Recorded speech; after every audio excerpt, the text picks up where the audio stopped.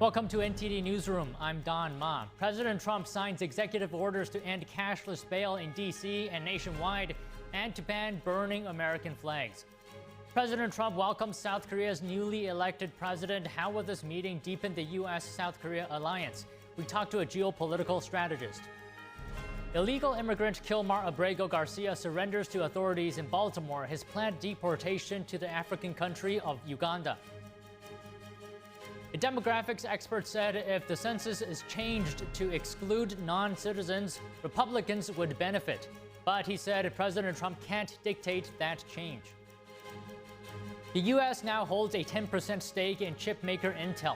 Will this boost U.S. semiconductor manufacturing and competitiveness? A cybersecurity expert weighs in.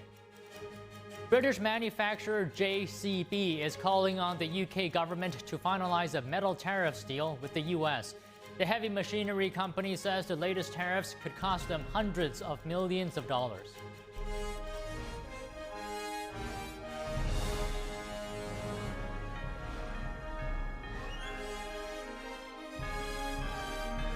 This is NTD Newsroom, live from our global headquarters in New York City. Good afternoon, and thanks for joining us. President Trump has signed an executive order targeting jurisdictions that have done away with cash bail. Cashless bail, we're ending it, but we're starting by ending it in D.C., and that we have the right to do through federalization. So important. And this isn't Republican, Democrat. This is, and by the way, most Democrats agree with us. But this is just, we got to bring our country back. The order targets jurisdictions that have done away with cash bail, threatening to withhold or revoke federal funds and grants.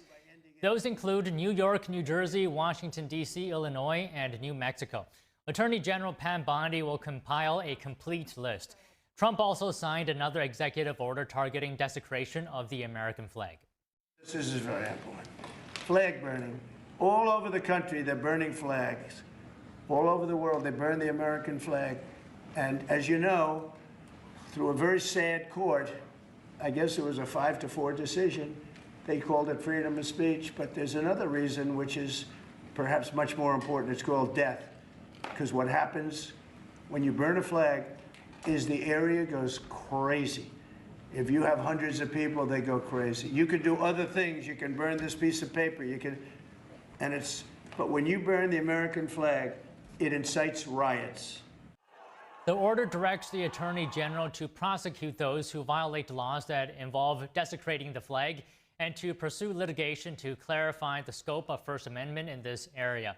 It also instructs the Attorney General to refer flag desecration cases that violate state or local laws to appropriate state or local authorities. Baltimore could be the next city to be federalized 2 weeks after President Trump declared a crime emergency in Washington, D.C. Daniel Monahan has more on that and other Trump administration updates. President Trump suggested Sunday he's considering sending National Guard troops to Baltimore to combat what he called a crime disaster. Trump wrote on Truth Social, "If Maryland Governor Wes Moore needs help like California Governor Gavin Newsom did in L.A., I will send in the troops, which is being done in nearby D.C., and quickly clean up the crime." That message came after Moore told CNN, "The president should walk the streets of Maryland before making judgments." Trump responded, "I assume he is talking about out-of-control, crime-ridden Baltimore? As president, I would much prefer that he clean up this crime disaster before I go there for a walk." Governor Moore strongly opposed the idea, saying the cost is not sustainable, and also that the move would be unconstitutional. Trump also threatened to reconsider federal funding for rebuilding Baltimore's Francis Scott Key Bridge, destroyed last year. He wrote on Truth Social, "I gave Wes Moore a lot of money to fix his demolished bridge. I will now have to rethink that decision." A recent U.S. News and World Report poll had Baltimore ranked the 4th most dangerous city in the country. Trump says other cities that could see National Guard troop deployment include Chicago and New York City. Meanwhile, Vice President J.D. Vance defended Trump's actions in Washington. Appearing on NBC's Meet the Press, he said letting vagrants and armed robberies take over your city is a policy choice. What President Trump is showing is that if you just empower local law enforcement to arrest and prosecute the bad guys, we can take back American streets. You, as a young family, whatever the color of your skin, you should not have to cross the street because there's a crazy person yelling at your children on the other side.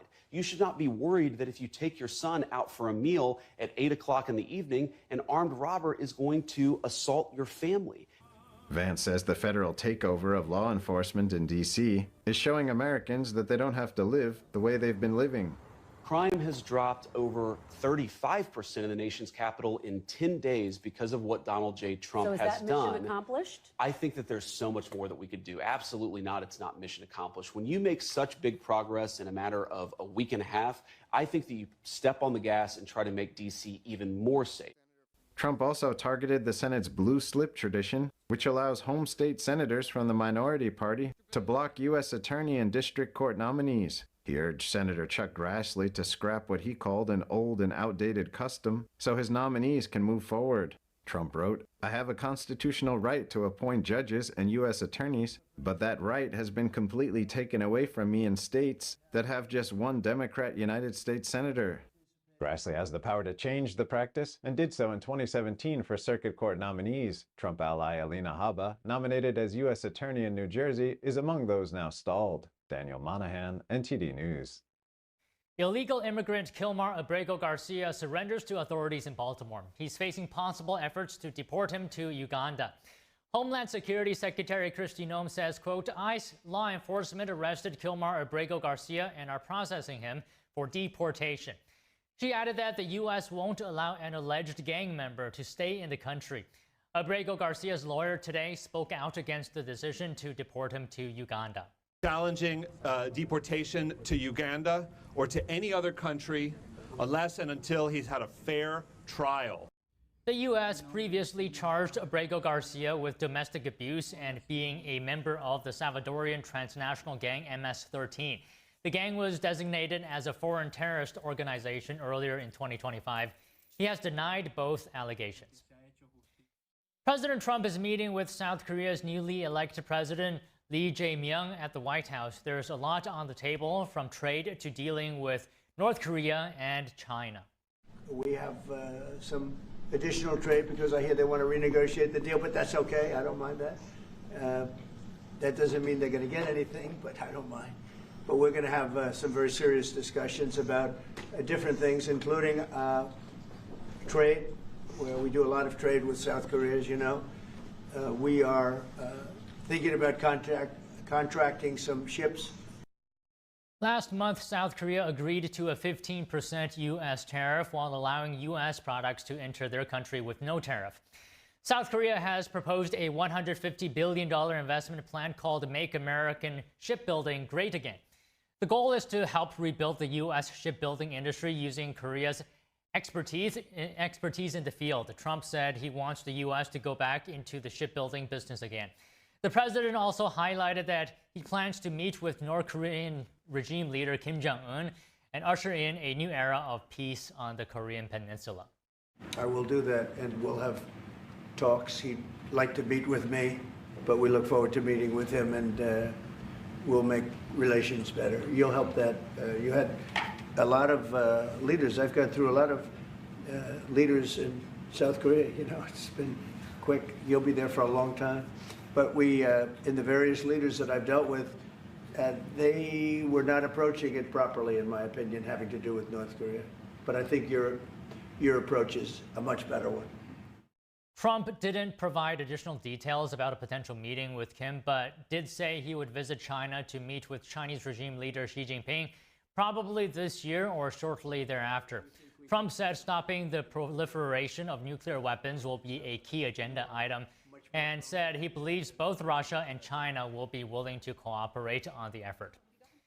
And joining us now to discuss President Trump's meeting with South Korea's newly elected president is retired Lieutenant Colonel Darren Gobb, former Black Hawk helicopter pilot and battalion commander in the U.S. Army. He's also a geopolitical strategist. Good afternoon to you, Colonel. So during the meeting, President Trump said the U.S. will be buying ships from South Korea. What do you think here? How could this benefit the U.S. and its strategic goals in the region? Well, Don, yeah, the first thing I would say is that this is going to continue to drive South Korea and the United States closer together, especially after South Korea went through such a turbulent change of leadership in their country. And that led to a severe risk of South Korea getting closer and closer to China. But if they can increase their economic ties to the United States, then I think those ties will be stronger than potentially ideological or otherwise. So this could be a positive thing, and the trip could lead to many other positive things. But so that will be the ultimate question, though, is where do they feel their allegiances now lie, closer to the west or closer to the east? Okay, I was going to talk about that later in the interview, but since you brought it up here, what do you make of the fact that the president sent a delegation to Beijing ahead of his meeting with Trump? Yeah, I guess that would be considered normal Trump type activity, is to go make sure they talk to all the parties involved the best they can. And whether that trip was specifically timed to the fact that the South Korean leader was coming to the United States, only they truly know that. But this is typical Trump in the end. I'm going to talk to anybody, try to work a deal with anybody that I can in order to help all sides. But I think he's realistic enough to know that the Chinese Communist Party is not an ally and will not be an ally of the United States anytime soon. But if we can at least keep our influence in the region through nations like Japan, like South Korea, potentially even Vietnam and others, then we're at least making sure that China doesn't continue to grow at a pace that we can't keep up with regarding with our own allies. Can you describe for us the balancing act that South Korea is potentially navigating between Washington and Beijing? What factors is it weighing? Where does the country stand right now? Where does the South Korean president stand? Well, it seems like the South Korean president would most likely be better aligned with Beijing than Washington, D.C. when it comes to ideology. But the American dollar and free trade, or mostly free trade, tends to carry a lot of weight, and that may change his mind when it comes to his nation being able to enjoy the economic benefits of a continued alliance with us, as well as the general benefits of adopting capitalism in full. I've lived in Korea. I've seen what their nation is like, and they are a thriving capitalist society. And I don't think they want to sacrifice that anytime soon in order to align even a little bit with an ideology that does not lead to economic freedom for anybody, really, other than a few so-called elites.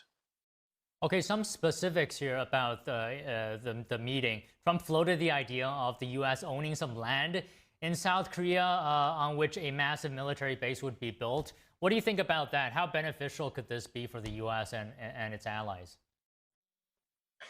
Yeah, one of the things about South Korea and the U.S. military presence there is like other nations where we've been, there was a time when you had military forces spread throughout multiple smaller bases, and I've lived on some of them. That's always not the best way to do business. It started out that way largely because of what the post-Korean War scenario looked like. Things have changed some. So if you can consolidate and gain some efficiency with the American military presence in South Korea, not only because of just general efficiencies from being all in one location, the other piece would be that we can work as a joint force in South Korea better between the American Army, Air Force, Navy, and others. I think that's a positive thing. We just have to keep our eye on the fact that North Korea is trying to become a nuclear threat, and that's the danger of putting everything in one place too. Is it's a lot easier to target, but I think the benefits in this case outweigh anything that you would take away from it. Okay, so talking about North Korea, what do you think the South Korean president's relationship is with North Korea? Because Trump complimented President Lee, saying that his approach to North Korea is much better than his predecessors. What are your thoughts on that?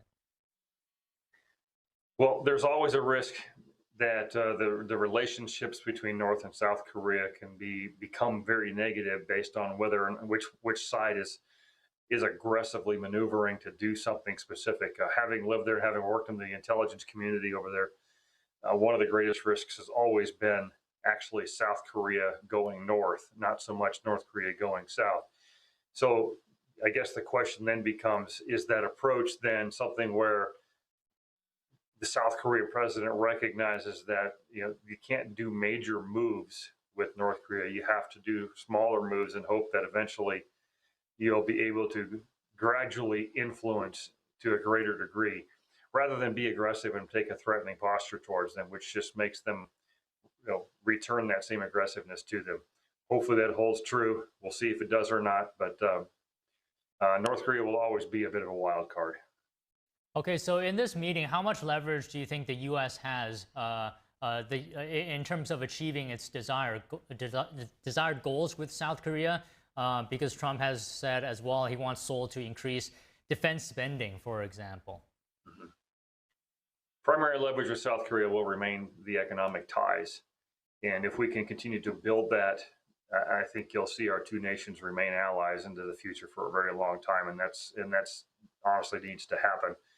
The greatest leverage we would have to influence anything that happens in North Korea, besides the direct potential talks coming up between Trump and North Korea, would be through China. Because if it wasn't for China, North Korea largely would probably not be in existence still today the way it is. They've kept them alive as a nation for a very long time. And that's just a irrefutable fact for those of us who've lived over there. So two different ways of approaching things, but ultimately, if you're talking to both of them and you don't factor in China, then you're not going to get the whole picture.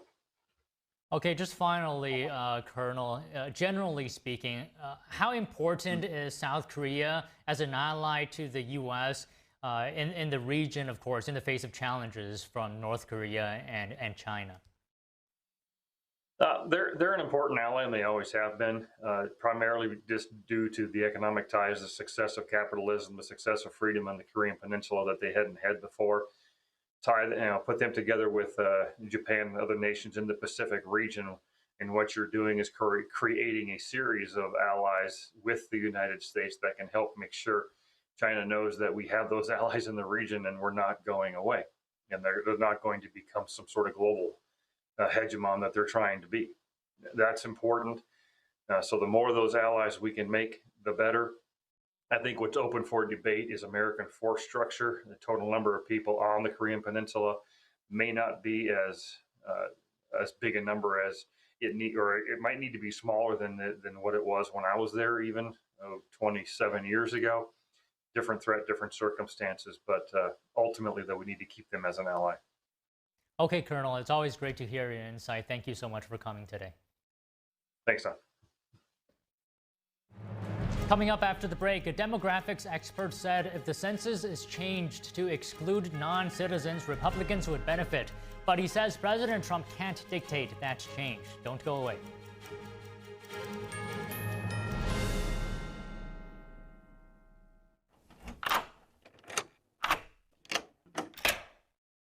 I'm Jonathan Lawson. If you're 50 to 85, please listen closely. The lock I want to talk to you about isn't the one on your door.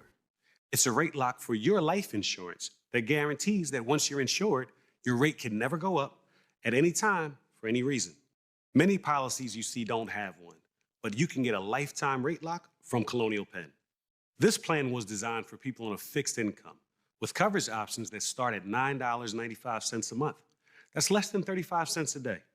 Your rate is locked in for life.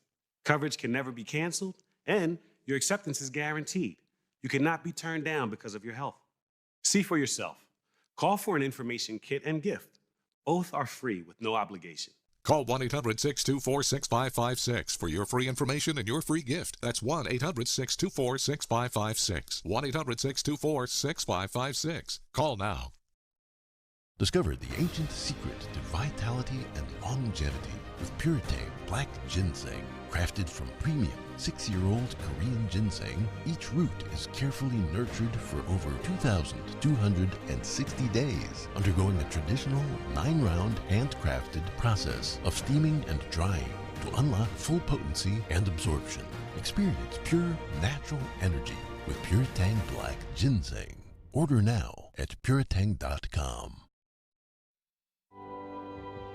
There's a whirlwind of emotion and activity going on in this painting. And there's chaos all around and threat from below. The wolves surrounding her. and they're anything but unmoved. They're moving all the time, and we sense that. But this little girl remains unmoved. She's in quite a perilous situation, but she's completely strong and serene, and she's actually meditating. It was very, very well liked because no matter what culture or what sort of walk of life you're from, I think people, they see it and they immediately understand what that energy, what that message is, and they're drawn to it because everybody kind of needs a little bit of that in their own life, of, you know, the steadfast calmness and something to hold on to.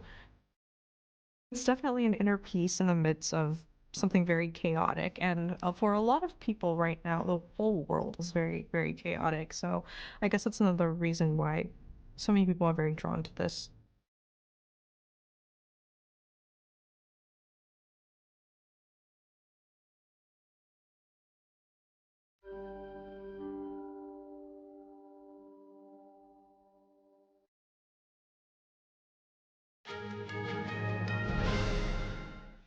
Over 2.7 million people have signed a petition calling for leniency in the case of Harjinder Singh.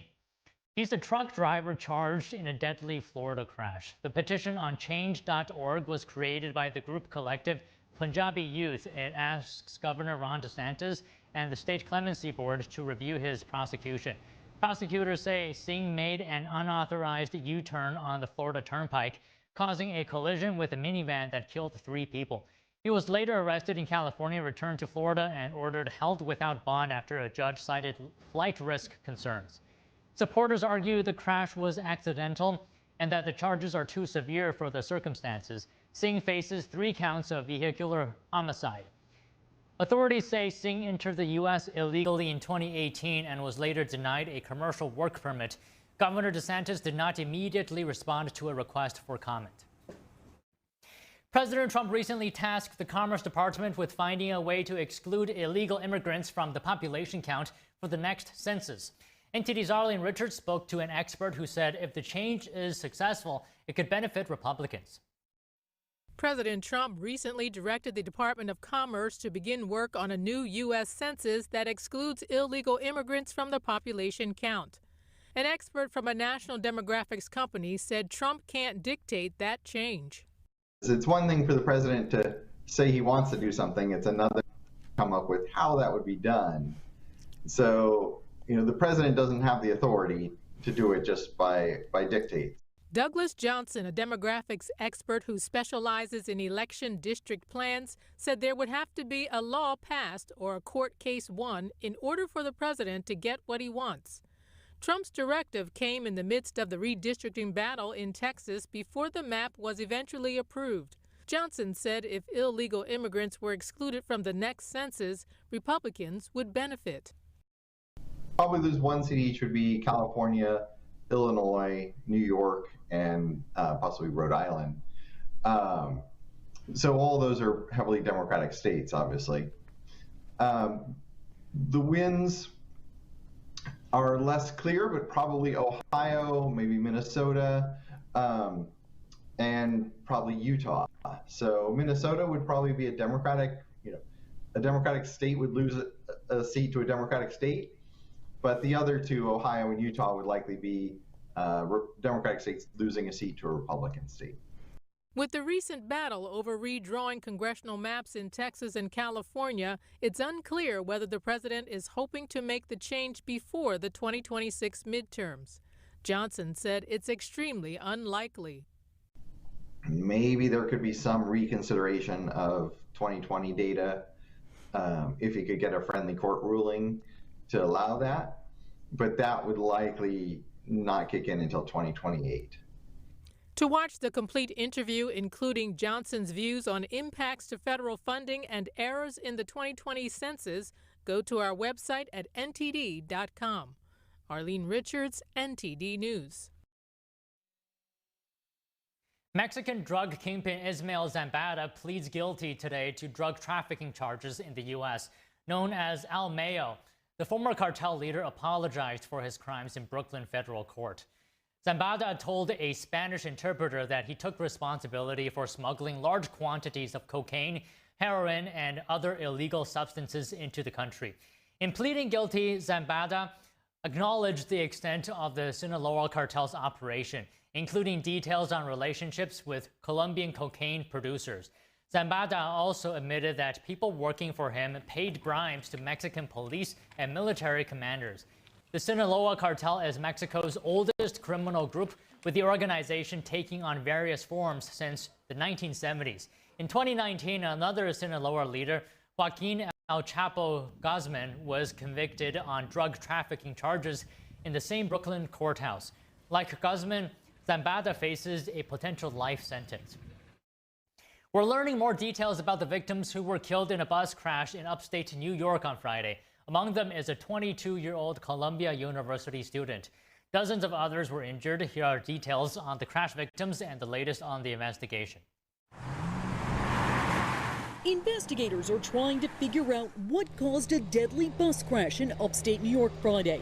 We were lucky. We survived, but it's just awful. This is drone video of the bus after it flipped over, killing 5 people and injuring dozens of others. Multiple occupants were ejected from the motor coach. The crash happened just before 12:30 Friday afternoon in the town of Pembroke, east of Buffalo. The bus was full of tourists heading back to New York City after visiting Niagara Falls. 54 people were on board, including the driver and a tour company employee. We have a tour bus with 52 passengers, mostly foreign speaking. We have people ejected and people possibly under the bus at this point. Multiple agencies responded to the scene. Dozens of passengers rushed to the hospital with varying degrees of injuries. This is probably the most trauma patients we've had from one incident in my career here in Buffalo. Those killed were between 22 and 65 years old. The 22-year-old was a Chinese student attending Columbia University. A spokesperson for the university saying, quote, "This heartbreaking loss is felt deeply across our community." The community of Pembroke holding a vigil Saturday to honor those 5 victims. It's still unclear what exactly caused the crash, but law enforcement believe the driver likely became distracted. It's believed the operator became distracted, lost control, overcorrected. Authorities say it's too early to determine if charges will be filed. Southwest Airlines is changing its seating policy for plus-size passengers. Starting this Wednesday, passengers who take up space in the neighboring seat will have to buy an extra ticket, and it might not be refunded. The current rules allow flyers to buy an extra seat ahead of time and get refunded later, or request an extra seat at no charge at the airport. Those options made Southwest popular with many plus-size passengers. But the new rules mean the second seat won't be refundable unless the flight departs with at least one open seat, and both seats are purchased within the same fare class. The move is the latest in a series of changes for Southwest. The carrier has also ended its open seating policy and instituted checked baggage fees. President Trump over the weekend appointed Airbnb's co-founder to redesign thousands of U.S. government websites. The 44-year-old designer and entrepreneur will spearhead a new national design studio to make online services more efficient and easy to use. Joe Gebbia graduated from the Rhode Island School of Design with degrees in graphic design and industrial design. Earlier this year, Gebbia joined the Department of Government Efficiency to help modernize the federal retirement process. White House official David Sachs said on X that Gebbia will be in charge of roughly 26,000 federal web portal redesigns. He posted on the platform writing, quote, "I will do my best to make the U.S. the most beautiful and usable country in the digital world." There's one less parking space at the International Space Station. Just after 7 a.m. Eastern today, the SpaceX Dragon spacecraft docked onto the ISS while soaring above the Ivory Coast of Africa. The craft brought more than 5,000 pounds worth of scientific investigations and cargo. NASA officials say the Dragon will stay on the station until September, or rather December. It will then come back to Earth with a splashdown off the California coast.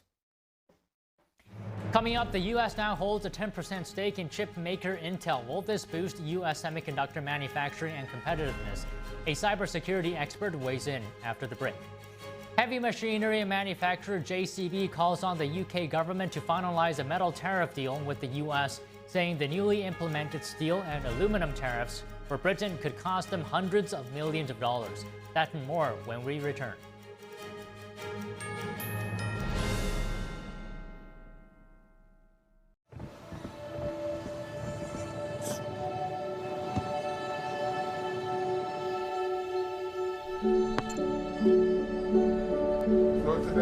I don't remember how it started.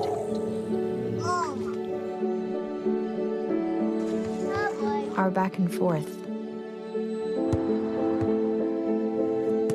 Victory. Fumble. Repeat. It always came back.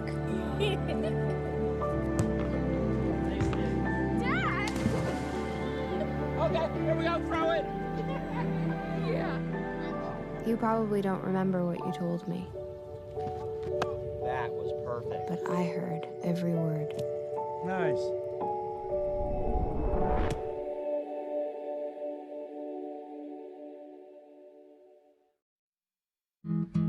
Where did the time go?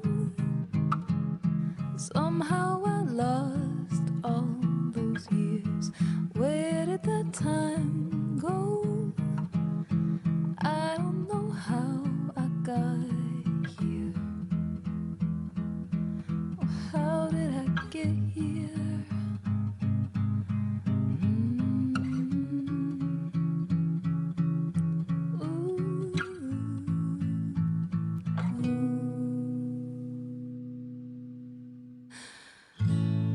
I can see now. You've done the hard part. You quit smoking. Now do the easy part and get scanned for lung cancer.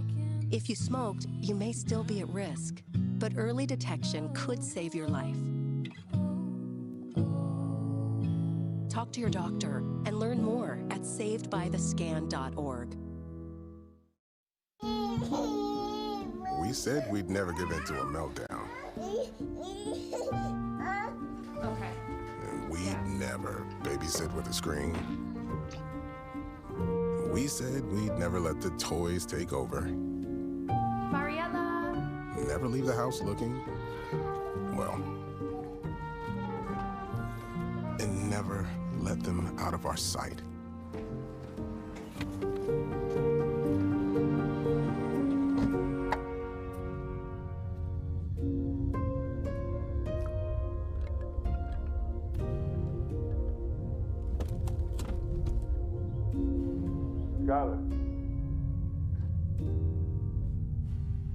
Skylar, come here. Cars get hot fast, and kids can be at risk. Before you leave the car, always stop, look, lock.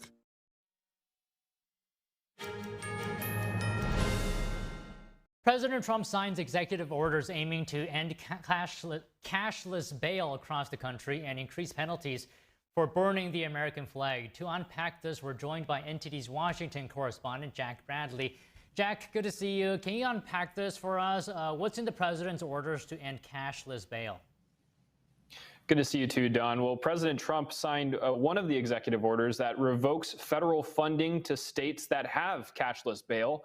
And another executive order ends cashless bail in Washington, D.C. And that one also instructs police to hold suspects in D.C. in federal custody rather than in the city's jail. Now, these orders target cashless bail, which means that suspects are released from jail without bail for certain crimes, excluding murders and extreme violent crimes. And some say requiring suspects to post bail disadvantages the poor and allows wealthy suspects get out of a jail for a fee, while those who can't afford it may lose their jobs, staying behind bars and awaiting trial. But opponents of cashless bail say that President Trump, along with him, says that it allows criminals to walk free and commit more crimes. Here's Trump earlier today in signing those. But that was when it happened. Somebody kills somebody, they go in, don't worry about it, no cash, come back in a couple of months, we'll give you a trial. You never see the person again. And I mean, they kill people and they get out. Cashless bail. They thought it was discriminatory to make people put up money because they just killed 3 people lying on a street. Any street all over the country, cashless bail. We're ending it, but we're starting by ending it in D.C., and that we have the right to do through federalization. Now, Trump says he'll try to have these orders codified by Congress, and it comes as he's ordering a federal takeover of Washington's Metropolitan Police Department and dispatching National Guard troops to the city to bring down crime. In 2023, on cashless bail, Illinois became the only state to eliminate cash bail across the board. And other states like New York, New Jersey, and New Mexico have eliminated cash bail for certain misdemeanors and nonviolent felonies. Don. And Jack, President Trump signed another executive order cracking down on those that burn the American flag. What specifically does that order require? Right, so that order directs Attorney General Pam Bondi to prosecute those burning or desecrating the American flag. It also directs the State Department and Homeland Security to deny or revoke visas, resident permits, or any other immigration benefits to those convicted of desecrating the flag. And most recently, we saw people burning the American flag in the June protests and riots in Los Angeles after Trump ordered the National Guard there. Take a look. And what the penalty is going to be, if you burn a flag, you get 1 year in jail. No early exits, no nothing. You get 1 year in jail. If you burn a flag, you get, and what it does is incite to riot. I hope they use that language, by the way. Did they? Yeah, incitement. Incite to riot. And you burn a flag, you get 1 year in jail. You don't get 10 years, you don't get 1 month. You get 1 year in jail, and it goes on your record. And you will see flag burning stopping immediately. Now, the order is requiring the Attorney General to use existing laws to get that 1 year in jail by accusing them of inciting a riot by burning an American flag. Burning an American flag was outlawed back in 1968 when it became a thing to burn the flag in protest of the Vietnam War. But just 20 years later, the Supreme Court overturned that in a 5-4 ruling, declaring the act of desecrating the American flag as a protected symbol of free speech. Don. Okay, Jack, thank you. White House economic advisor Kevin Hassett says the federal government could take stakes in other U.S. semiconductor companies following its stake in Intel. Hassett explained the reasoning behind the deal in an interview with CNBC today. Listen. In the end, they worked out a deal where Intel is going to get the CHIPS money, but in exchange, we're going to get some equity. And equity is not voting, so there's not going to be government intrusion into the business of Intel. It's more like a down payment on a sovereign wealth fund, which many, many countries have. Hassett told CNBC that the Trump administration was considering similar deals in other industries. The 10% Intel investment marks the latest government deal with U.S. companies. Hassett added that money from the CHIPS Act is going out as planned. When asked about government intrusion, Hassett told the network that the administration's move was not unprecedented. Hassett pointed to the government-sponsored mortgage enterprises Fannie Mae and Freddie Mac.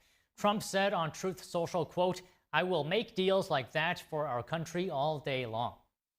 And joining us now to discuss the U.S. holding a 10% stake in Intel is Rex Lee, a cybersecurity advisor at My Smart Privacy and tech journalist. Good to see you again, Rex. So to start off here, what do you think, what does it mean for the U.S. government to own 10% of Intel? We know Intel has been struggling to a degree, right? Is this move more of a bailout, a strategic investment maybe? Yes, it's definitely a strategic investment because Intel's chip manufacturing infrastructure is mostly in the United States versus NVIDIA and AMD that rely on chip manufacturing in Taiwan. So from a strategic point of view and a national security point of view, it's a good investment in the company.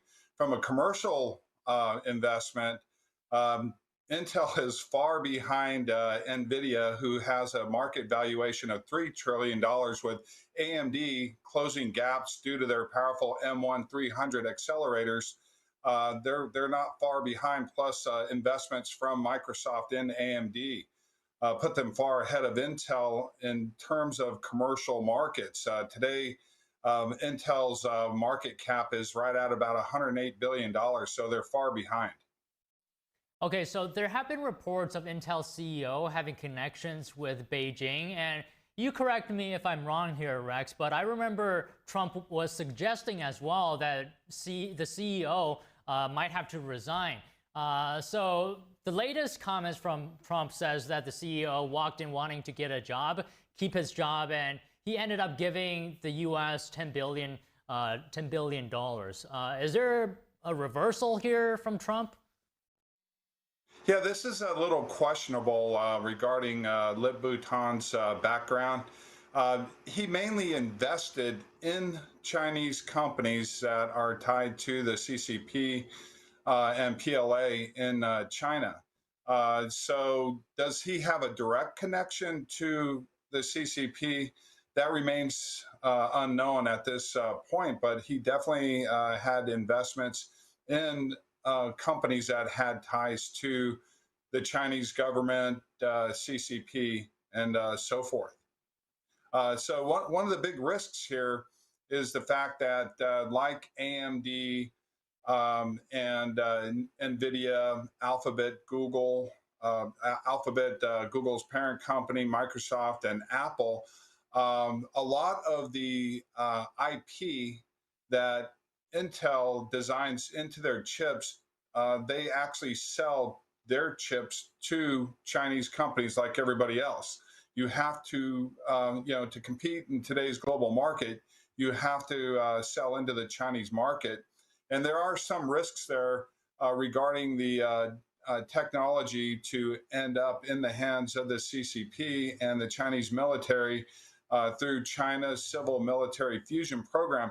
However, there are some guardrails in place today regarding that.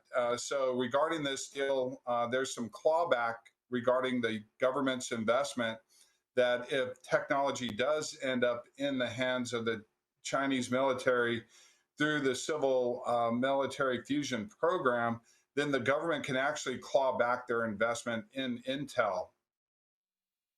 All right, so in terms of chip makers, earlier you mentioned AMD. There's also NVIDIA, there is TSMC, the Taiwanese chip maker. Can you talk to us about how relevant Intel is, how important Intel is to national security, U.S. national security? Well, Intel's important because they have they sell into the DoD through their RAMP and C ship programs. So they're heavily involved with the military in terms of being a military contractor regarding their chips.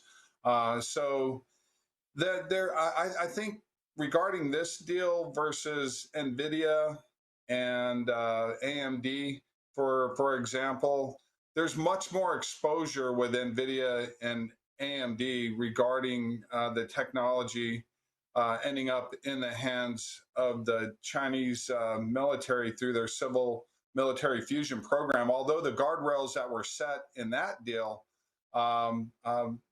really aren't as strict as this deal, meaning that with NVIDIA in particular and AMD, they can sell older generations of their GPU chips to China, but not the latest GPU chips. However, the older generations enable the Chinese app developers and military to be able to develop generative AI and generate AI chatbots that can induce the ELIZA effect, which is a humanization of the AI, which is a huge concern, as we heard over the last week regarding Meta's AI chatbots and their child policy.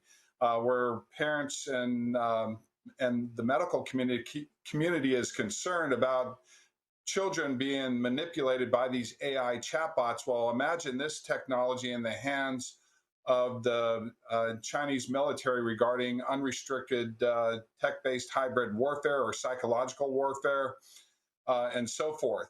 So there's a lot more exposure from the NVIDIA an AMD deal than there is for the Intel deal. I think it's important for the U.S. government to preserve Intel's IP and Intel's capability to manufacture chips in America. They have the infrastructure to do it today, and they can catch up pretty fast in terms of their AI. They just fell behind because they underestimated the GPU chip market many years ago, and they've been struggling to catch up with NVIDIA and AMD ever since.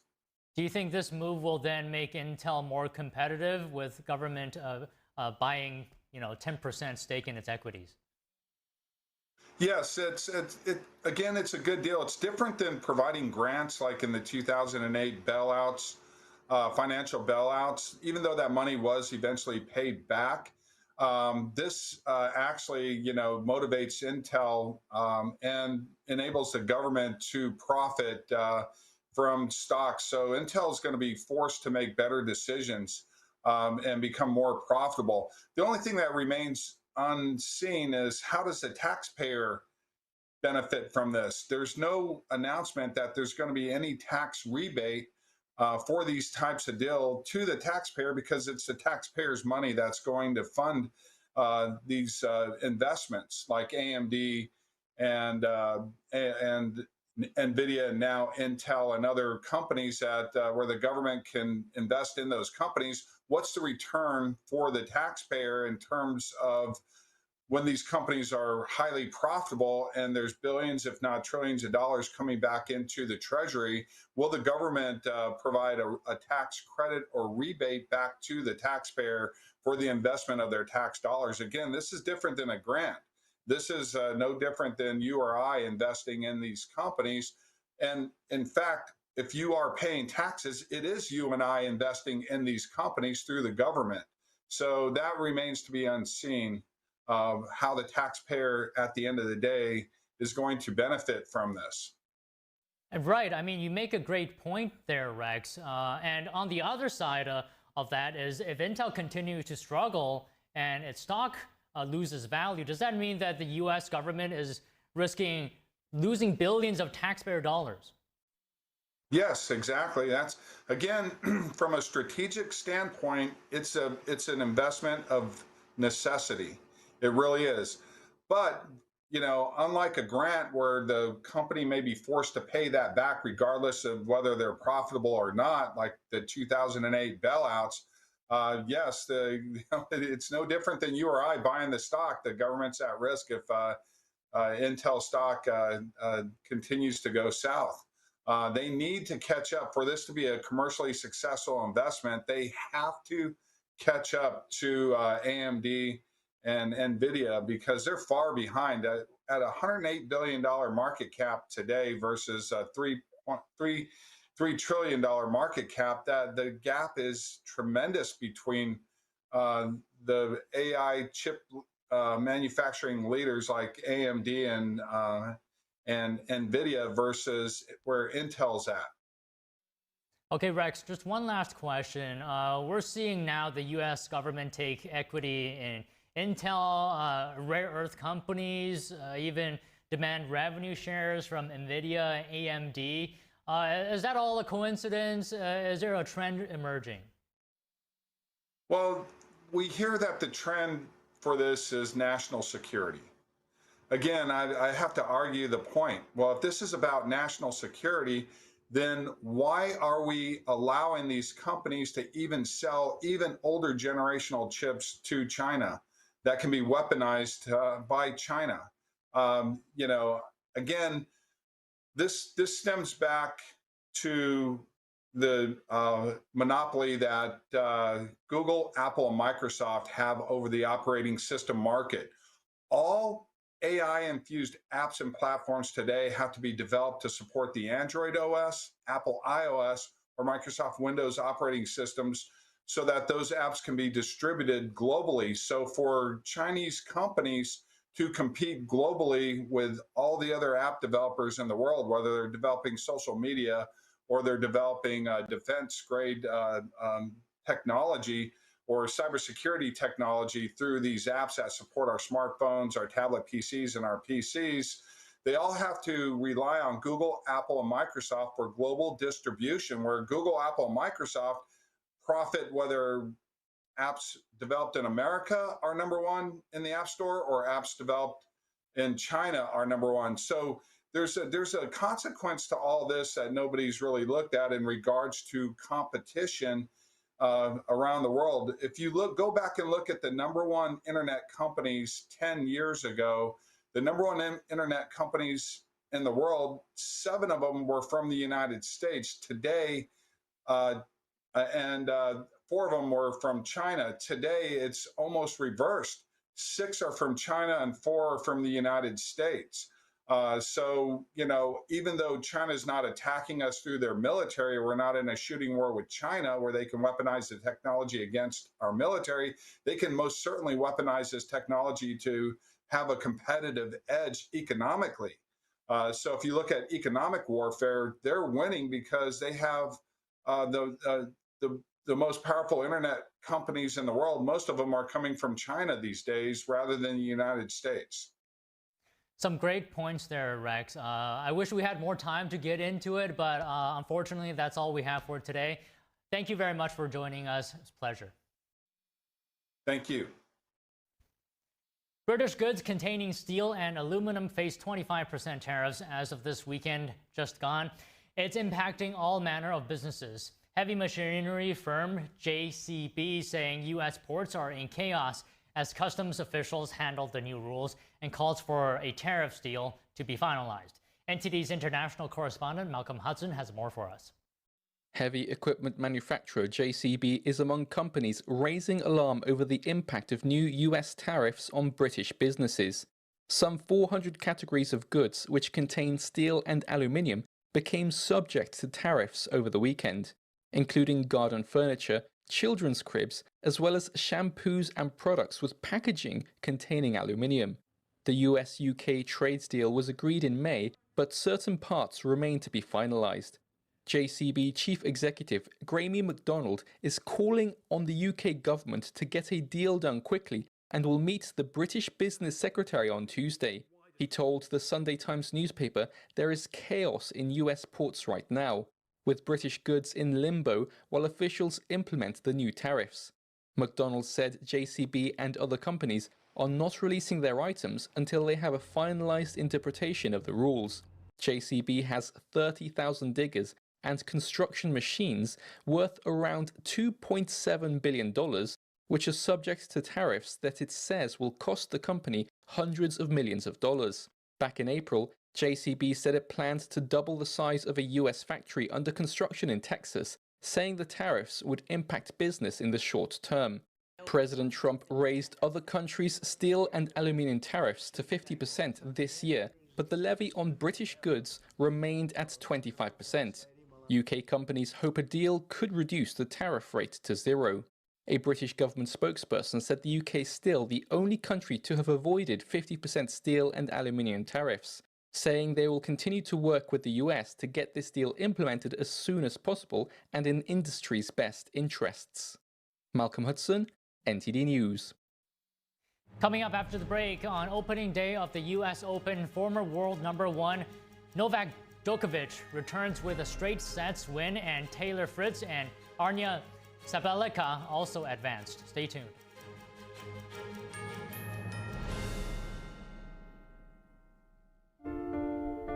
What if kids in America didn't have to go to bed hungry tonight? What if our moms, dads, and grandparents could put healthy food on the table every day to help us grow strong? What if all of our friends and neighbors had fresh food too, and there was no hunger at all in America? And what if there was a way today for you to help? Call now or go online to helpfeedingamerica.org and give $19 a month, just 63 cents a day. So many of us don't have enough food to eat, but your monthly gift means families across the country and in your community can fill plates with food. Kids can get healthy meals year-round, even when school is out, and our neighbors can have fresh food. Food that moms, dads, Entire families need to thrive. But right now, more people are facing hunger. Feeding America works from coast to coast with partner food banks, food pantries, and meal programs. It takes all of us to make that happen. Will you help too? Please call the number on your screen or go online to helpfeedingamerica.org and give just $19 a month. And we'll send you this free canvas grocery bag. It's our way of saying thank you for helping to end hunger for our neighbors. Because no kid, no mom or dad, nobody should go hungry in America. Nobody. So what if today was the day you could help nourish futures for our friends, our families, for all of us? Ending hunger is possible. What if we end it together? Call or give online today at helpfeedingamerica.org and your gift can be doubled. Thank you.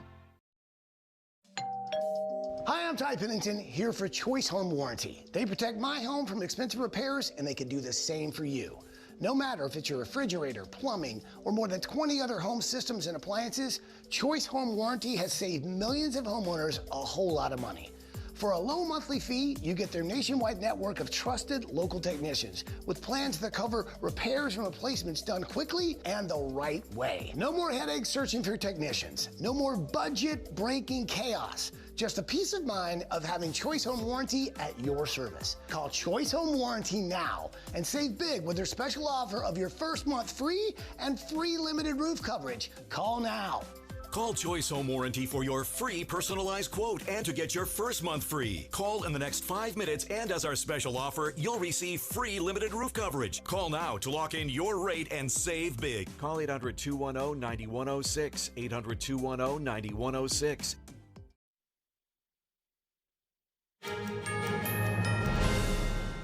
And now for some U.S. Open updates. Former world number one Novak Djokovic downed American Lerner Tien in straight sets yesterday. Djokovic converted 6 of 9 breakpoint opportunities to 2 of 8 for the 19-year-old Tien, number 50 in the rankings.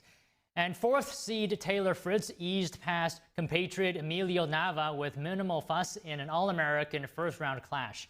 In women's singles, defending champion Aryna Sabalenka ground out a 7-5, 6-1 victory over Switzerland's Rebecca Masarova to reach the second round.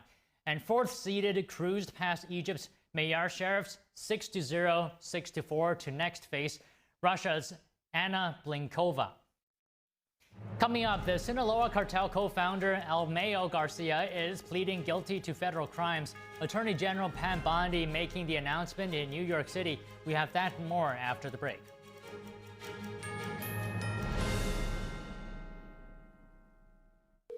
I can't get a hold of my mom.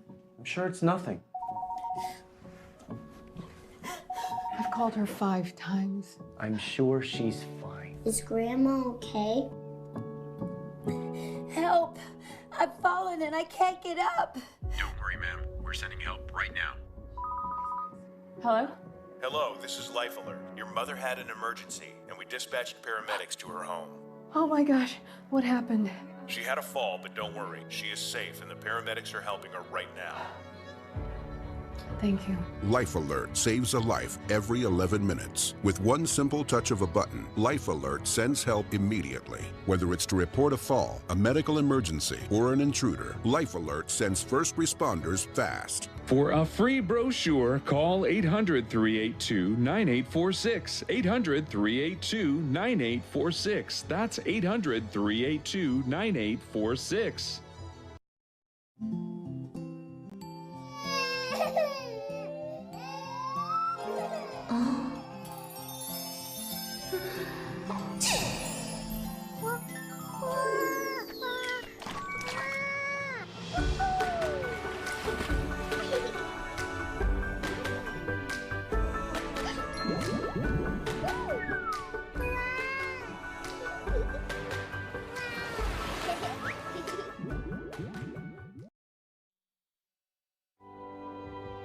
There's a whirlwind of emotion and activity going on in this painting.